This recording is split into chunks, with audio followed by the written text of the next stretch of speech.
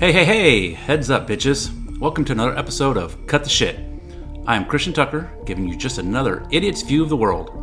I will be ranting and raving about this week's crap that has caught my attention for its stupidity or its uniqueness or its newsworthiness, or at least what I deem newsworthy anyways. As always, don't forget to catch us on the web at www.cuttheshitalready.com. There you will find links to hit to subscribe to our podcast. Also, you'll find a link to Twitter. Our Twitter handle is at PLZ Cut the Shit, as well as Facebook. You can go to www.facebook.com/Cut the Shit Already / Got something good to say or pass along? Do it at any of these locations. Got some putrid shit to spew my direction? Do it there also, dirtbag. We welcome it all. Okay, so let's get this shit going, shall we? Hey. Good day, everybody, and welcome to another episode of Cut the Shit. This is episode 8. We've only got 2 topics today, but they're big ones. And the first one we're going to discuss is a woman's crazy button. Yeah, I know, right? So, let's talk women, specifically what people call a crazy woman or a batshit crazy woman. Let me start off by saying that they do exist, and let me also start off by saying that it's not their fault. So let's define a batshit crazy woman, or maybe give scenarios of batshit crazy women. Maybe that would be a little bit easier. You meet a woman, and she seems great. Awesome personality, great in bed, fun to be around. Then after a while of dating, you start to see sides of her you really hadn't seen before. Heightened sense of jealousy around women friend of yours. In the beginning, she seemed like she liked them. She drank with them, but now she wants you to stop being friends with them and hanging out with them. She starts trying to weed friends out of your life, picking and choosing who you can and cannot hang out with. The great, awesome sex you used to have still happens, but only after a knock 'em down, drag 'em out fight. You argue more and more frequently. The arguments turn physical on her part towards you. She becomes obsessive of you and now looks at you through eyes of distrust. Your family begins to talk about her and her behavior behind your back and then eventually to your face. You break up and she keys your car. You get back together and the cycle happens all over again. Your friends and family try to do an intervention with you. It doesn't work, right? And of course, the last sign is she kills your pet and burns all your clothing. You get the picture. So let me say this. All that is bad, but guess what? It's not her fault. Yeah, you heard me. Not her fault. And I'm a man, and I'm telling you this. Why, you may ask? Let's talk about my theory of women and their crazy button. So, every woman is born with one. It's like deep inside her, more than likely attached to the sidewall of her heart or in the main vein leading to or from the heart. That's obviously hyperbole there, but sitting there like an aneurysm waiting to pop. Though a crazy button does not pop, it does get pushed. And who pushes this crazy button? You're looking at them. Men. Men do, of course. Well, in most cases. In some cases, a woman could theoretically push another woman's crazy button, but more on that later. So how does this happen, and why is it not her fault? So it can happen to a girl at age 16 or even younger. It can happen to a woman at age 49. Like an aneurysm, it can happen at any time. So let's give 2 scenarios, shall we? A 16-year-old girl falls for the high school quarterback. He's tall, handsome, great smile, beautiful hair, the all-American boy, and she is just smitten with him. He likes her too, though probably not as much. But he doesn't tell her that. Instead, he tells her he feels the exact same way about her too. He lies. And why does he lie? He lies to get in her pants. See, she has stated she's a virgin and is willing to play around with him, but absolutely no sex. She doesn't want to get pregnant or doesn't want her parents to catch her, and most certainly doesn't want the school to know and, having a reputation as a slut. So she drew a line in the sand. But this guy, the quarterback, really wants to fuck her because that's what stupid teenage boys do. So he begins to work on her, systematically breaking her down. He tells her everything she wants to hear, everything she's longed to hear from a boy. He buys her things, takes her to places, sweeps her off her feet, hangs out at her house, has dinner with her and the parents, and stays afterwards to watch TV or movies with the family. The all-American boy has finally met the all-American girl, and they fall in love, so she thinks. So, all the while, he is piece by piece breaking her down, making her feel so in love with him as he pretends to just as madly fall in love with her. Hell, he may even think he is in love with her. Either scenario works for this, but really, he has done such a good job convincing her he loves her, he may have even convinced himself. And once that level of convincing is done, it's game over. She finally gives herself to him, for he tells her he will never leave her and they will get married and have a family. She buys all this hook, line, and sinker, and why shouldn't she? Men's hormones are kicking in and it drives them to sex. Women's hormones are kicking in, and yes, sex is a factor, but it's more about that first love with them. They will lie, cheat, and steal for their man. They would even kill for him. When a woman loves a man so deeply and so passionately, just look throughout the years of such cases. Hello, Amy Fisher and Joey Buttafuoco. So she gives herself to him. Now what? It has cemented that love, that deep, carnal, basic caveman love that she has for him. It's so deep and primal. Now, it doesn't normally happen the next day. Sometimes it does. But this boy ends up breaking up with her or cheats on her with her friend or an enemy or some random bitch, whatever. Regardless, he realizes he doesn't love her. Maybe he knew all along and was just playing the game, so he bounces. She begs him not to, forgives his past wrongs, bends over backwards to be whoever she thinks he wants her to be. She would change her hair color and style, change her clothing style, do drugs or alcohol for him. If it would make him happy, he would still want her if she did these things, is what she's thinking.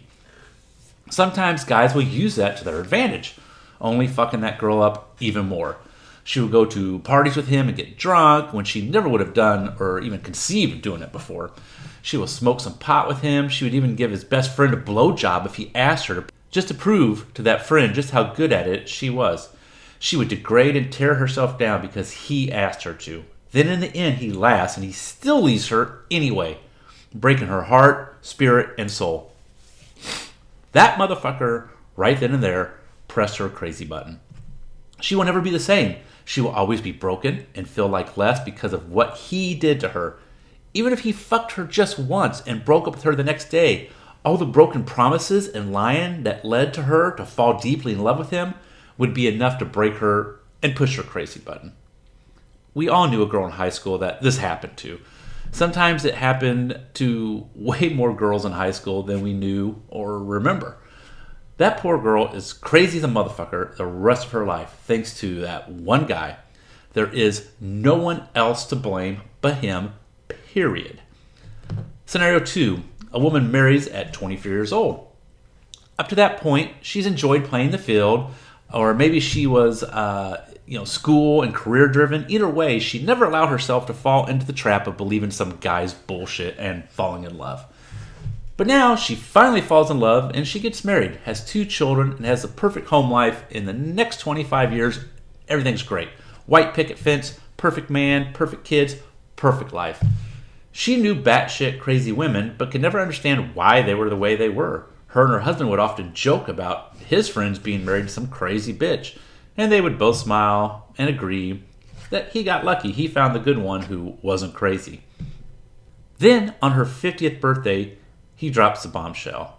He is in love with his secretary and is leaving his wife for the other woman. The wife is confused and hurt and doesn't understand. She never saw this coming. He tells her he's sorry, but he's got to follow his heart.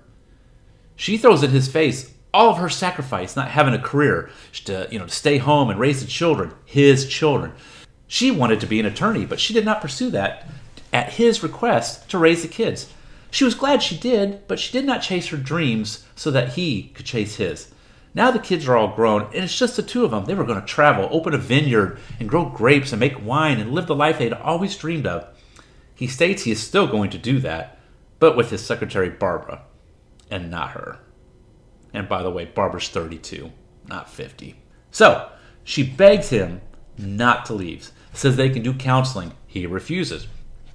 She sees her whole life crash. The love of her life tell her straight to her face he no longer loves her, and she never saw it coming. Had no idea there was any issues. She sees her life that of a 50-year-old woman with no job skills, the kids out of the house. She sees herself alone, and the rest of her life is crushed. That motherfucker there just pushed her crazy button, though in a different way than the 16-year-old. The 16-year-old crazy button is fueled with hormones and napalm and rocket fuel, which carries her the rest of her life, the fuel never running low. At 50, it is fear and depression that drives and feeds her crazy button. Both women have been irreparably harmed, never to be the same or recover to be a functioning normal woman. They try, and sometimes they fool their family and friends, but just under the surface, that batshit crazy broken woman is there. When I meet women like this, I don't wave them off as crazy or fucking crazy or whatever. I know what happened to them, or some facsimile of it. I know they are the way they are, not because of something they did, but rather something some man did to them. Men are Dr. Frankenstein, and women are monsters we create. I know I've made my share of monsters. With age and wisdom, I could look back and know it was me that ruined them, or that hurt them, or that pushed their crazy button. Knowing what I know now, I would have handled the women of my past more gently and kinder and honestly. Would my life really have been so bad if I didn't fuck that girl at the high school dance? No, my life would have been just fine and dandy if I had never fucked her. And her life, how would it have been? Well, one thing is for certain, it would not have been me that pushed her crazy button. The two samples from above are just that, samples. But make no mistakes, I have similar stories and regrets, and so do most men if they are honest. I have been single for 3 years now, and I had a motto that I tried to live by while I was on the dating scene. And that was, leave them better than how you found them. I can safely say for most of them I did. There were still some that fell in love too quickly, and I couldn't help but to hurt them a little as I left. But I did try to make the pain as small and as easy as possible. Still not even then, I can promise you, 100% effectiveness on my part. Some of these women, when I met them, had already been broken or had their crazy button pushed. And any man they're going to get involved with when it comes time for a breakup or the split. And unfortunately, at that point, every nice guy that tries to be nice to a woman will be blamed and lumped in with all the other shitty guys from her past because she's too full of pain and rage to see that he was a nice guy and he did try to do right by her. Women will always love deeper and harder than men, and men will always never understand how lucky they are to be loved like that. We take it for granted. And why? Because we have seen women do it time and time again, and we know we will find another one who will do the same. It's sad but true. Back to my earlier question or point, a woman can push another woman's crazy button. In a lesbian relationship, I've seen this too. But just as in a heterosexual relationship, it is normally the man, quote unquote, of the relationship who pushes the woman's button. I have seen or known of one or two butch women who had their heart broken by their girlfriend and teetered on crazy, but not gone fully over the cliff. But I'm sure there are some out there. That's just a generalization, of course. As a father to a girl, I tried to warn her of guys and their ways and their words that they use to seduce and get what they want. I tried to spare her the pain of having her crazy button pushed. It's what a good parent does. It's what a good father does. And it's what a good man does once he has learned from his mistakes. Only time will tell. All you guys acting this way and pushing these girls' crazy button, to you I say, cut the shit. Topic number 2 for the day. George Lucas. Star Wars, right? Maybe the most iconic and recognizable series of movies in the world. What George Lucas created and brought to the screen in 1977 changed cinema forever. You can't deny that. No one had seen anything like Star Wars up to that time. 1980 brought The Empire Strikes Back, and still to this day, many feel it's the best Star Wars ever. 83, Return of the Jedi capped the trilogy. The toys that came from that era of movies was awesome, and I'm not going to lie, I had every one of them sometime in duplicate and triplicate. As an adult, I collected them like other idiots and displayed them on the shelves and so forth in their offices. Anyways, they enriched everyone's childhood and helped create an awesome genre and spurred many people to go to Hollywood and make movies like their idol, George Lucas. He may single-handedly have created the most amount of directors because of his visionary work. Then the late 90s came. Everyone was begging for new Star Wars movies. George delivered. And at the time of each movie's release, people loved them. Then, with time, people kind of began to start hating on him, criticize him, his decisions, his screenwriting, his directing, his use of CGI. I mean, what the fuck? Seriously? This man is a genius. He created a world beyond imagination, species, planets, ships. He even created languages for the movie. He inspired generations to dream, create, to fantasize, to use their imaginations, and to pursue their dreams. And what thanks does he get? People saying he ruined their childhood, ruined their movies. What? Who the fuck are you? He created this shit. These are his movies. This is his world. He allowed you to have a peek at this world, and you fell in love with it and him. Then he showed you more of this world, and now you attack and run him down? I don't understand you people. You act as if you own the Star Wars world, and you entrusted it to him, and he ruined it. It's not yours. You have no ownership over it. Not one of you could even remotely come up with 1/100th of what he did, but you call him all kinds of names and basically run him into the ground and run him out of his own universe that he created. You scream he should never write another Star Wars movie. You demand that he never direct another Star Wars movie. What in the holy hell, people? Where do you even fucking get off? Anyone, and I mean anyone, who hates on George Lucas for what they deem a destruction of the prequels is an idiot and has no business being a fan and should sit the fuck down and shut up. This is this man's life, this man's baby, and for all you to assume you have the right to preach to him is mind-boggling. I personally would love to have George Lucas behind the wheel of the Star Wars franchise, writing, directing, or anything else for that matter. I think he should be involved. Since its sale to Disney, it has gone in a different direction, and that's okay. If you want to rail on Disney or their choices or directors or writers, that's fair because it is not their baby. It's not their creation. It was not their vision. It was not their blood, sweat, and toil that created this universe. They fucking bought it. But for fuck's sakes, shut the fuck up about George Lucas and leave him alone. Just cut the shit. Saying this out loud, I sound like Chris Crocker crying about Britney Spears.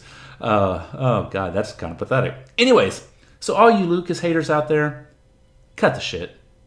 That wraps up another podcast. That's episode 8, I think is what we had said at the beginning. So wrapping up episode 8, I want to thank you guys again for joining us. As always, visit the website at www.cuttheshitalready.com. There you can find links to the podcast and Twitter and Facebook and all that good stuff. And as Ron Burgundy always says, stay classy, and until next time, take care.